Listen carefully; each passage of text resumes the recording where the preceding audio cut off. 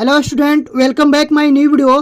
तो स्टूडेंट, आज हम लोग पढ़ेंगे क्लास 10 मैथ चैप्टर नंबर 2 बहुपद, ठीक है ना। और प्रश्नावली 2.2 का प्रश्न संख्या पहला और प्रश्न संख्या दूसरा को मैं जितना भी प्रश्न है ना, इसमें देखो पहला में प्रश्न है, 6 प्रश्न है, 6 प्रश्नों को हम लोग इस वीडियो में कवर करेंगे। और प्रश्न संख्या दूसरा में देखो, इसमें भी आप लोगों को 6 प्रश्न है, तो इसका भी हम लोग पूरा 6 प्रश्नों को करेंगे। तो वीडियो में बने रहे और वीडियो को अंत तक देखें। इससे पहले मैं वास्तविक संख्या का जितना भी प्रश्नावली है वो करा चुका हूं, अगर आप लोग नहीं देखें तो जा करके देख लीजिएगा। और स्टूडेंट, इस चैप्टर का प्रश्नावली 2.1 मैं करा चुका हूं और उसका बेसिक भी बता चुका हूं। अगर आप लोग नहीं देखें तो देख लीजिएगा। सारे वीडियो का लिंक इस वीडियो को डिस्क्रिप्शन में मैं डाल दूंगा, वहां से आप लोग देख लीजिएगा। तो अभी हम लोग पढ़ेंगे ये प्रश्नावली 2.2 का प्रश्न संख्या पहला का पूरा सवाल और प्रश्न संख्या दूसरा का पूरा सवाल। तो चलिए, मैं बिना कोई देर किए वीडियो को स्टार्ट करते हैं। तो सबसे पहले देखिए, इसका जितना भी प्रश्न है वो मैं इस कॉपी पर लिख लिया हूँ ताकि आप लोगों को बताने में आसानी हो। अब देखिए स्टूडेंट, यहाँ से पहला जो प्रश्न है वो दिया कि निम्न द्विघात बहुपदों के शून्य ज्ञात कीजिए और शून्यकों तथा गुणांकों के बीच की संबंध की सत्यता की जांच कीजिए। पहले तो देखो प्रश्न को हम लोग अच्छे से पढ़ेंगे, प्रश्न में क्या बोला है, क्या ज्ञात करने के लिए वो हम लोग पहले देखेंगे। तो इसमें बोला कि निम्न द्विघात बहुपदों के शून्य ज्ञात कीजिए, यानी कि ये जो आप लोग का द्विघात बहुपद दिया है इसका तो पहले शून्य ज्ञात करना है और शून्यकों तथा गुणांकों के बीच के संबंध की सत्यता की जांच करना है, यानी कि इनके बीच में जो संबंध होता है उसको जांच भी करना है। तो चलिए कैसे करते हैं वो सब कुछ मैं आप लोग को इस वीडियो में बताऊंगा। स्टूडेंट, इस वीडियो को आप लोग अंत तक देखें, बहुत ही मजा आने वाला है, क्योंकि मैं आप लोग को ये जितना भी प्रश्न है ना उसको मक्खन के जैसा बताने वाला हूं। तो आप लोग बस इस वीडियो को अंत तक देखते जाएं और जो भी मैं बता रहा हूं उसको आप लोग समझते जाएं। तो देखिए स्टूडेंट, यहाँ पर ये आप लोग का पहला जो प्रश्न है, तो हम यहाँ पर लिखेंगे हल, ठीक है, और उसके बाद लिखेंगे दिया है। दिया है, देखो क्या दे दिया है, ये बहुपद दे दिया था। बहुपद को हम लोग px से भी डिनोट करते हैं। तो ये आप लोग का बहुपद दे दिया है कितना, x² माइनस 2x माइनस 8, ठीक है। अब बोला शून्य ज्ञात करने के लिए, तो शून्य के लिए हम लोग जब शून्य ज्ञात करने के लिए क्या करते हैं, ये आप लोग को जो बहुपद दिया है इसको 0 को बराबर रख देते हैं। तो यहां से लिखना, चूंकि शून्य के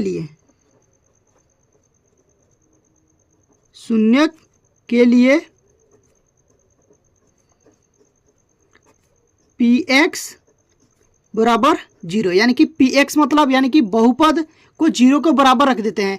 तो बहुपद क्या है, x² माइनस 2x माइनस 8 बराबर 0 कर देंगे। अब देखिए इतना समझ गए ना। उसके बाद आगे देखिए, अब इसको हम लोग क्या करेंगे, गुणनखंड कर देंगे। तो गुणनखंड कैसे करते हैं, ये वाले पद और ये वाले पद को एक साथ गुणा कराते हैं। तो जब इन दोनों को गुणा करेंगे तो कितना हो जाएगा, 8x² माइनस में 8x² आएगा। तो ऐसा कोई संख्या हम लोग को सोचना है कि जोड़ने और घटाने पर माइनस में 2x आए और जब उस संख्या का हम लोग गुणा करें तो माइनस में 8x² आना चाहिए। जैसा कि देखिए स्टूडेंट, मैं आप लोग यहाँ पर समझा दे रहा हूँ, आप लोग को क्लियर हो जाए। जैसा कि ये पहला जो है वो है x², ठीक है, और गुणा कराएंगे तीसरे से। तो तीसरा क्या है, माइनस में 8, जब इसको गुणा करेंगे तो ये हो जाएगा माइनस में 8x²। तो ऐसा संख्या हम लोग को सोचना है कि जब गुणा करें ना तो माइनस में 8x² आना ही चाहिए और जब हम लोग जोड़े घटाएं तो माइनस में 2x आना चाहिए। जैसा कि मान लीजिए यहाँ पर माइनस में हम लिख दे 4x, ठीक है, और प्लस में 2x। जब इसमें से घटाएंगे तो यहाँ से आ जाएगा माइनस में 2x आ जाएगा। जब इसको गुणा करेंगे, देखो गुणा करेंगे माइनस में 4x गुणे 2x, ठीक है।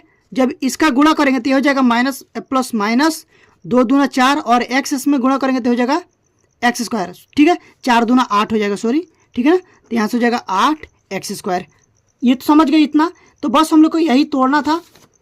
तो इसको देखो कैसे लिखेंगे, यहाँ पर हम लोग लिखेंगे x² माइनस, देखो माइनस में लाना है तो यहाँ से पहले माइनस वाला लिखेंगे 4x plus 2x minus 8 equal to 0, क्योंकि जब माइनस में से घटाएंगे तो यहाँ पर माइनस आएगा, ठीक है ना। माइनस 4 में से प्लस 2 को घटा देंगे तो यहाँ पर माइनस में 2 आ जाएगा। अब देखिए, अब हम लोग क्या करते हैं, इसका जोड़ा बनाते हैं, इसको एक साथ और इसको एक साथ, ठीक है ना। तो इन दोनों में देखो कॉमन क्या है, यहाँ पर भी एक्स है, यहाँ पर भी एक्स है, तो यहाँ पर एक्स कॉमन ले लेंगे। तो यहाँ पर सॉरी ये 4 हो गया ना, एक्स कॉमन लेंगे, ठीक है ना। तो एक्स कॉमन लेंगे तो यहाँ से क्या बचेगा, एक्स और माइनस में एक्स बाहर ले लिए हैं तो सिर्फ बचेगा 4 प्लस यहाँ पर देखिए 2 कॉमन लेंगे तो यहाँ से बचेगा 2 और यहाँ से बचेगा एक्स माइनस 2 जब बाहर ले लिए हैं तो यहाँ से बचेगा 4 इक्वल टू 0। अब देखिए ये दोनों सेम है, इसको एक बार लिखते हैं तो ये हो जाएगा एक्स माइनस 4 एक ब्रैकेट में और एक ब्रैकेट में हो जाएगा आप लोगों का एक्स प्लस 2 इक्वल टू 0। अब देखिए क्या करेंगे, एक बार हम लोग इसको जो 0 को बराबर रखेंगे तो हो जाएगा एक्स माइनस 4 इक्वल टू 0, ठीक है ना। तो अब देखो यहाँ से हो जाएगा एक्स बराबर, यहाँ पर माइनस में 4 है, इधर इस साइड आएगा तो क्या हो जाएगा, प्लस में 4 हो जाएगा, ठीक है। तो यही आप लोग को अल्फा का माना गया, एक शून्य का गया जिसको हम लोग अल्फा से डिनोट करते हैं, तो ये हो गया आप लोग का 4, ठीक है। अब इसको हम लोग डब्बे में बंद कर लेते हैं, ऐसे डब्बे में बंद कर लेना है। एक शून्यक तो निकल गया, अब हम लोग को दूसरा शून्यक निकालना है। तो देखिए कैसे निकालेंगे, इसको भी एक बार 0 के बराबर रखेंगे तो x प्लस 2 बराबर 0 रखेंगे तो x बराबर आप लोग आ जाएगा, यहाँ पर देखो 2 प्लस में इधर क्या आ जाएगा, माइनस में हो जाएगा। तो एक शून्यक यहाँ से निकल गया तो इसको हम लोग बीटा का नाम बीटा देकर, तो बीटा बराबर आप लोग का आ जाएगा माइनस में 2। इसको भी डब्बे में बंद कर लेंगे, ठीक है। अब देखिए अब हम लोग इसका जांच करेंगे, तो देखिए जांच कैसे करेंगे, यहाँ पर लिखेंगे जांच। अब देखिए दिया है आप लोग जो पी एक्स दे दिया ना, पी एक्स बराबर एक्स स्क्वायर माइनस 2x और माइनस में 8। अब देखो द्विघात बहुपद का जो व्यापक रूप होता है, द्विघात बहुपद का व्यापक रूप, द्विघात बहुपद का नोट में करके लिख लेना, ठीक है ना, नोट में करके लिख लीजिएगा कि द्विघात बहुपद का व्यापक रूप, व्यापक रूप तो ये होता है a x square plus b x plus c, ठीक है, जहां ए नॉट इक्वल टू 0। अब देखिए इतना समझ गए ना। अब यहाँ पर देखिए ये जो आप लोग को बहुपद दिया है तो यहाँ से आप लोग को हो जाएगा, यहाँ से ए बराबर, यहाँ पर देखो एक्स स्क्वायर का गुणांक कुछ नहीं है तो 1 हो जाएगा, ठीक है। बी बराबर एक्स का गुणांक कितना है, यहाँ पर देखो बी बराबर क्या है, एक्स का गुणांक, तो एक्स का गुणांक है माइनस में 2, ठीक है। और सी आप लोग को अचर पद, तो अचर पद क्या है माइनस में 8, ठीक है ना। अब इसका हम लोग देखेंगे पहला में शून्यकों का योगफल, शून्यकों का योगफल देखेंगे, शून्यकों का योगफल यानी कि अल्फा प्लस बीटा बराबर आप लोग होता है माइनस में b/a। अब देखिए मान रखेंगे अगर ये दोनों बराबर आ गया फिर ये सत्य है और ये सही, इसका संबंध सही है, ठीक है ना। तो देखो अल्फा का मान कितना निकाले थे 4 प्लस बीटा का मान माइनस में 2 बराबर, यहाँ पर देखो ये माइनस में है तो माइनस, बी का मान कितना है माइनस में 2 और ए का मान कितना है 1। यहाँ से देखिए ये हो जाएगा 4 plus minus minus 2 equal to, यहाँ पर देखो माइनस माइनस प्लस 2/1, तो ये हो जाएगा 4 में से जब 2 जाएगा तो 2 और 2 एकम 2। अब देखिए ये दोनों बराबर आ गया तो यानी कि इनमें जो संबंध है वो सही है, यानी कि ये सवाल हम लोग जो किए हैं इसका गुणनखंड और इसका जो शून्यक निकाले हैं वो सही निकाले हैं। अब उसके बाद देखिए दूसरा हम लोग करेंगे शून्यकों का गुणनफल, यहाँ पर दूसरा कर लेते हैं शून्यकों का गुणनफल, देखते हैं शून्यकों का गुणनफल अल्फा इंटू बीटा बराबर होता है आप लोग का c/a, ठीक है ना। अब देखिए अल्फा कितना है, अल्फा का मान है 4 गुण है बीटा का मान कितना है माइनस में 2 बराबर सी का मान, यहाँ पर देखो सी का मान है माइनस में 8, तो यहाँ से लिखेंगे -8, ए का मान है 1, तो ये हो जाएगा 4 दूनी 8, ठीक है ना। अब प्लस माइनस माइनस यहाँ से हो जाएगा 8 और माइनस में 8 एकम माइनस में 8। अब देखिए ये भी बराबर आ गया, ठीक है ना। तो यानी कि इसमें ये जो आप लोग को संबंध था वो जांच हो गया। तो आई होप कि आप लोग को ये पहला जो प्रश्न है वो समझ में आ गया होगा। अब हम लोग चलेंगे अगले प्रश्न पर। तो देखिए स्टूडेंट, ये दूसरा प्रश्न है जो कि मैं लिख लिया हूँ, यहाँ पर देख लीजिए। 4s² माइनस 4s प्लस 1, इसका हम लोग को शून्य ज्ञात करना है और जांच भी करना है। तो इसको देखिए कैसे करेंगे। सबसे पहले लिखेंगे हल, दिया है, लिखेंगे यहाँ पर दिया है। देखो मैं एकदम प्रॉपर तरीके से करा रहा हूँ, जैसे आप लोग को बोर्ड एग्जाम में लिखना है, ठीक है ना, उस तरीके से मैं लिख करके दिखा रहा हूँ आप लोगों को, और ये प्रश्न को हल कर रहा हूँ। ऐसे ही आप लोग को बोर्ड एग्जाम में हल करना है, ठीक है ना। दिया है, अब देखो क्या दे दिया है, px को बहुपद बोलते हैं, ठीक है ना। तो ये बहुपद आप लोग को दे दिया है 4s² माइनस 4s प्लस 1, ठीक है। अब हम लोग लिखेंगे शून्य के लिए। शून्य के लिए को देखिए क्या करते हैं, ये बहुपद को 0 को बराबर रख देते हैं। तो यहाँ से लिखना शून्य के लिए, शून्य के लिए, शून्य के लिए हम लोग क्या करेंगे, ये जो आप लोग का px है इसको 0 को बराबर रख देंगे, ठीक है ना। तो px कितना है 4s² minus 4s plus 1 equal to 0 हो जाएगा। अब इसका गुणनखंड करेंगे। अब देखिए गुणनखंड कैसे करेंगे। ये जो आप लोग को पहला जो है और ये तीसरा का एक साथ गुणा कराते हैं, ये जब गुणा करेंगे तो कितना हो जाएगा 4s² और 1 में गुणा करेंगे तो ये हो जाएगा 4s²। तो 4s² को ऐसे भागों में तोड़ना है ना कि जोड़ने और घटाने पर तो माइनस में 4s आना चाहिए, जब गुणा करें तो वो कितना आना चाहिए 4s² आना चाहिए। तो यहाँ पर देखिए मैं आप लोग को बता दूँ, यहाँ से लिखिएगा हम लोग 4s², ये देखो माइनस में 2s, फिर माइनस में 2s प्लस 1 इक्वल टू 0। अब देखिए ये माइनस में 2s है ना, और यहाँ पर माइनस में 2s है, जब इसको जोड़ेंगे तो यहाँ पर माइनस में 4s आ जाएगा। जब इसको हम लोग गुणा कराएंगे तो ये हो जाएगा माइनस माइनस प्लस, और 2 दूना 4, और s में s से गुणा करेंगे तो ये हो जाएगा s²। समझ गए। तो अब देखिए इसको एक साथ रखते हैं और इसको एक साथ, इन दोनों में देखेंगे कॉमन क्या है, इसमें कॉमन क्या है, इसमें 2s कॉमन है। तो यहाँ से लिखेंगे 2s कॉमन ले लेंगे, तो यहाँ से बचेगा 2s और यहाँ से बचेगा माइनस में 1।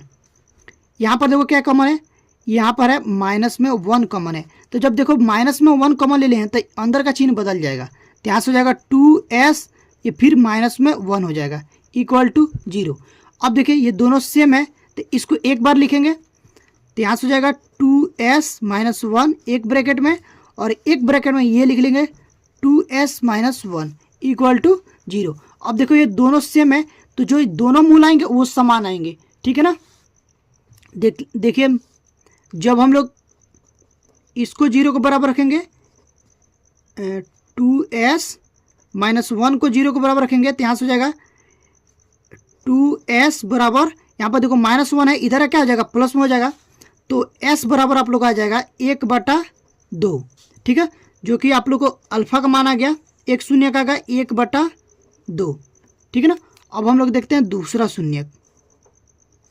अभी मैं बताया आप लोग को जो ये मूल आएगा, यानी कि ये शून्य का आएगा ना, मूल और शून्य दोनों एक ही होता है, वो समान आएगा, क्योंकि यहाँ पर भी 1/2 आया है ना, तो यहाँ पर भी 1/2 ही आएगा। देख लीजिए 2s माइनस 1 बराबर 0 रखेंगे तो ये भी हो जाएगा 2s बराबर 1, क्योंकि इधर माइनस में इधर आ गया प्लस में हो जाएगा, तो s बराबर हो जाएगा 1/2। ये आप लोग आ गया बीटा का मान 1/2। इसको भी डबल में बंद कर लेते हैं। अब इसका हम लोग जांच करेंगे क्या हम लोग ये जो शून्य के निकाले हैं ये सही निकाले हैं कि गलत निकाले हैं। तो यहाँ से लिखिएगा जांच, ठीक है ना। अब देखिए आप लोग को जो बहुपद दिया है px बराबर वो दे दिया है 4s² माइनस में 4s प्लस 1। अब देखिए यहाँ पर आप लोग को a बराबर हो जाएगा 4, b बराबर हो जाएगा माइनस में 4, और c बराबर हो जाएगा 1, ठीक है ना। तो पहला हम लोग देखते हैं शून्यकों का योगफल। शून्यकों का योगफल अल्फा प्लस बीटा बराबर माइनस b/a, ठीक है ना। अब देखिए यहाँ पर अल्फा का मान कितना 1/2, प्लस बीटा का मान है 1/2 बराबर माइनस, माइनस है तो माइनस, बी का मान कितना है माइनस में 4, यहाँ से लिखेंगे माइनस में 4 और ए का मान कितना है 4। ठीक है, अब देखिए यहाँ से ये कितना हो जाएगा 2 दूना 4, सॉरी ये आप लोग हो जाएगा 2 लौसा पर आ जाएगा तो 2 एकम 2 और यहाँ पर भी हो जाएगा 2 एकम 2। ठीक है, अब देखिए यहाँ पर ये माइनस माइनस प्लस तो हो जाएगा 4/4, यहाँ से हो जाएगा 1 1 2 2/2 और यहाँ से हो जाएगा 4/4, काटेंगे तो आप लोग को यहाँ से आ जाएगा 1 बराबर 1, इसको भी काटेंगे तो अब देखो ये दोनों बराबर आ गया, यानी कि जो हम लोग शून्यक निकाले हैं वो तो सही दिखा दिया। ठीक है ना, ये जो शून्यकों का योगफल दिखा दिया वो सही हो गया। अब चलेंगे शून्यकों का गुणनफल देखते हैं, तो यहीं पर हम लोग कर लेते हैं। देखिए दूसरा करेंगे शून्यकों का गुणनफल।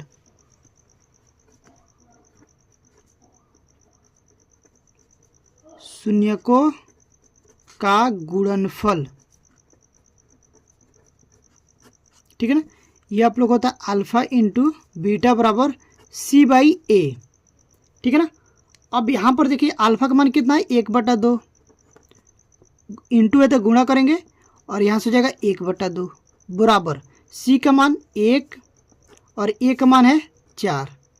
ठीक है ना, अब देखो ये गुणा करेंगे तो 1 एकम 1 और 2 दूना 4 बराबर में यहाँ पर भी आ जाएगा 1/4।